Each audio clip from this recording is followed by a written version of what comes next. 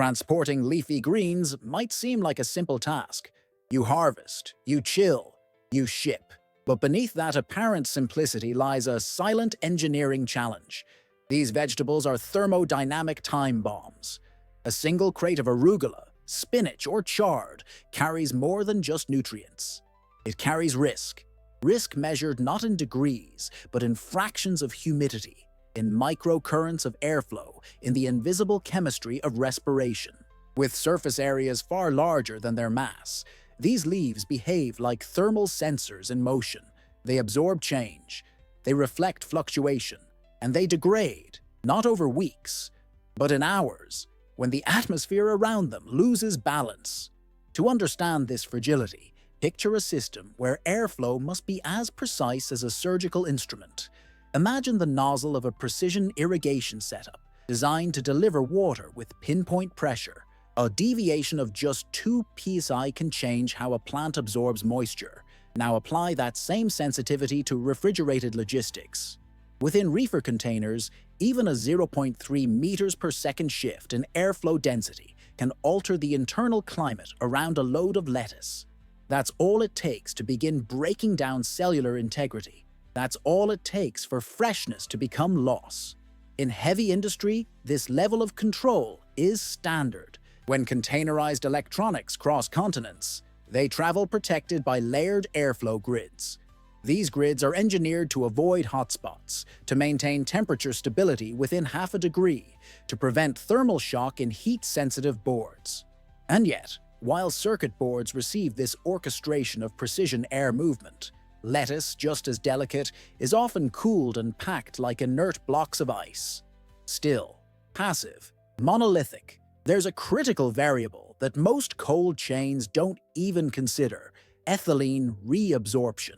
Inside mixed shipments, vegetables like spinach and chard don't just breathe. They exhale ethylene, a natural gas that accelerates aging. But in the absence of airflow mapping, that gas doesn't disperse. It accumulates. It cross-reacts. In close quarters, greens begin to absorb the very gas that triggers their pre-senescence.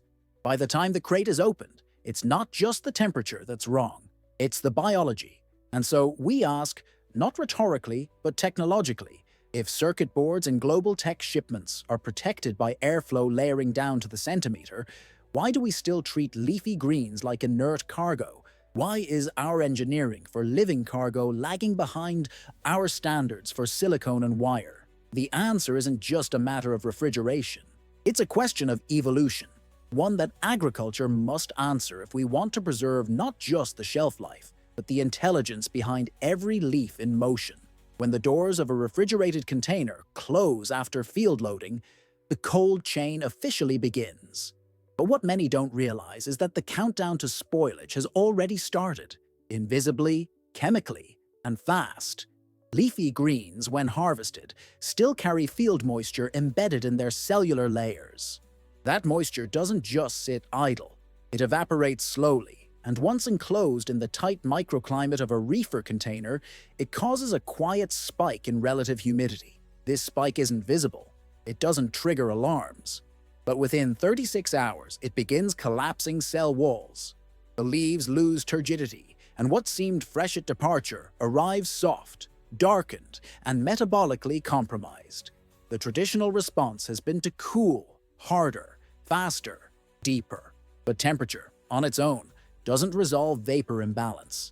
This is where a new layer of engineering enters: moisture-modulating films. These thin, almost invisible linings are integrated into the crates themselves. Built with microporous layers, they absorb excess moisture during the initial transit phase, when field respiration is still high, and then gradually release it as the cargo acclimates. The result is a dynamically stabilized microclimate where leaves can respire without suffocating. It's not refrigeration, it's respiration buffering. What's striking is that constancy isn't always the answer.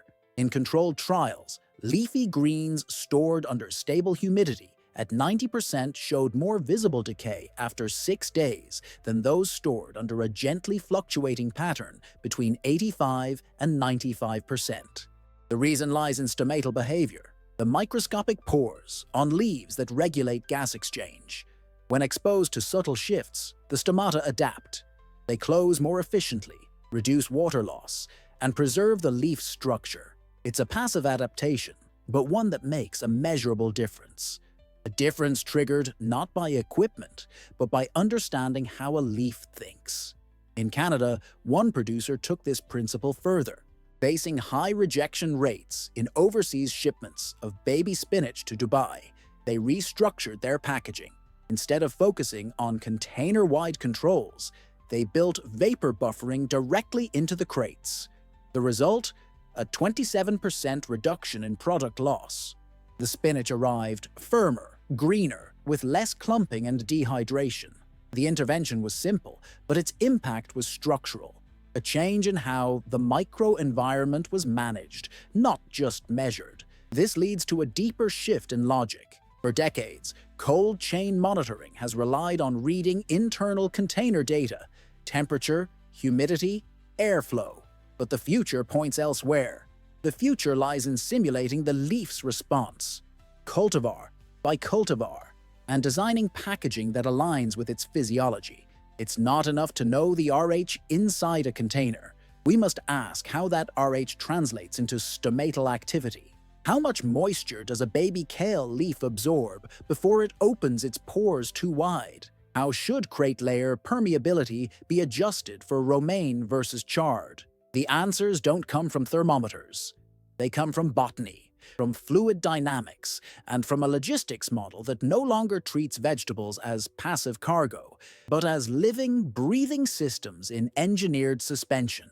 From the outside, a crate of lettuce chilled to the right temperature appears safe. The leaves are crisp, the air is cold, and the container readings match the checklist. But inside that same crate, far from the sensors and displays, a silent contradiction unfolds.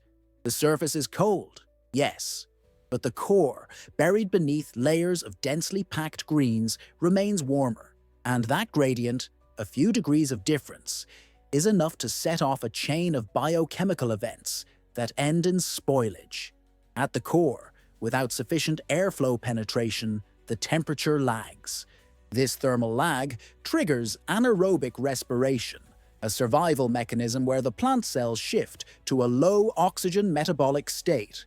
In doing so, they begin releasing off-odors, accumulating internal CO2 and accelerating the breakdown of chlorophyll. What was meant to preserve now initiates decay, quietly, chemically, from the inside out.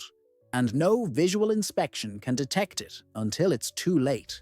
To confront this flaw, engineers began studying not just how much air cools, but how air moves.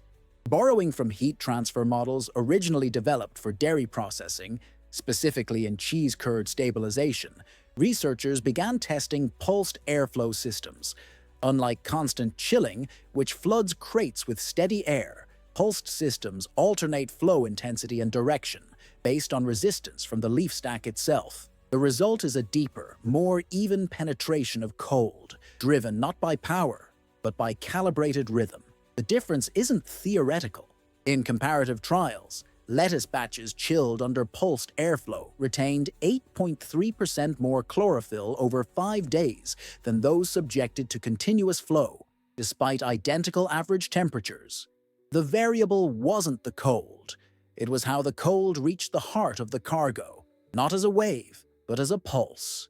Timed, measured, responsive. In Spain, a major exporter of mixed greens implemented this principle at scale. They adapted chill tunnels originally used in the dairy sector, modifying them to oscillate airflow based on crate density and load geometry. The result was immediate, a 31% reduction in yellowing across varieties of romaine, escarole, and red leaf lettuce. The greens arrived brighter, firmer, and with reduced rejection at receiving ports. It wasn't new refrigeration. It was new choreography. What emerges is a practical, replicable model. Chilling protocols should no longer be defined by time to target temperature. That metric, long the standard in cold chain logistics, overlooks internal metabolic signals. Instead, monitoring should center on CO2 plateau detection, the moment when the internal gas exchange of the leaf stabilizes, signaling that respiration is under control. This plateau isn't visible. It doesn't come with a beep or alert. But it's the clearest sign that the cargo has reached thermal equilibrium, not just in temperature, but in biology. Temperature is easy to measure, but freshness isn't a number. It's a balance between gas, moisture, and time. A balance that begins the moment cold air touches living matter. And only those systems designed to respect that complexity can truly preserve the life within each crate. In the field, no seed is planted blindly. Tractors today read soil compaction maps in real time, adjusting seeding pressure with centimeter precision to guarantee uniform emergence. That same philosophy, one of localized adaptation, sensor-based feedback, and dynamic response, is now redefining how we preserve what grows from that soil. The future of cold chain logistics is no longer about refrigeration. It is about respiration. Leafy greens are not static. They are organisms in controlled decay. Every hour after harvest, their cells respire, their stomata react, their internal chemistry shifts. Preserving them means not freezing this process, but managing it, synchronizing it, like one would a live system under stress. This is where the cold chain stops being infrastructure and becomes orchestration. Just as field maps guide the force of a planter, respiration curves must guide the intensity and timing of cooling, not as a linear function, but as a response to living tissue under transit. Some systems already operate at this frontier. Maersk, one of the world's largest shipping companies, has begun implementing smart reefer containers capable of 3D airflow modeling.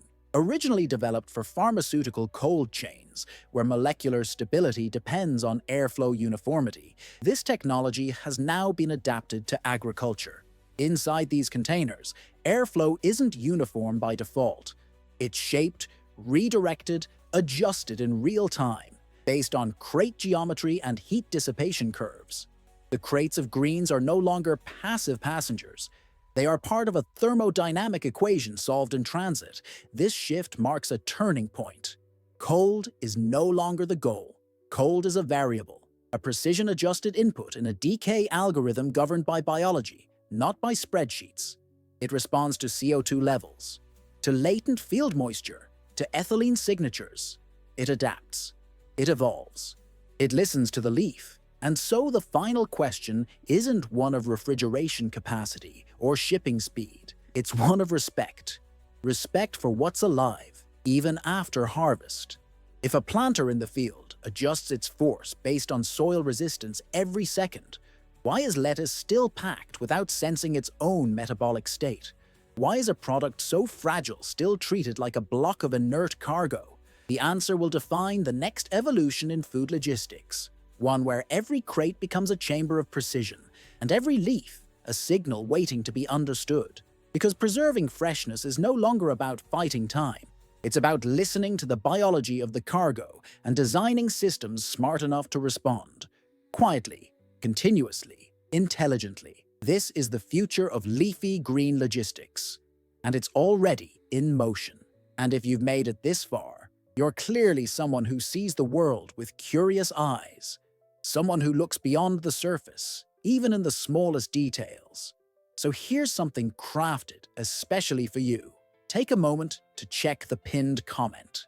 It's worth a closer look.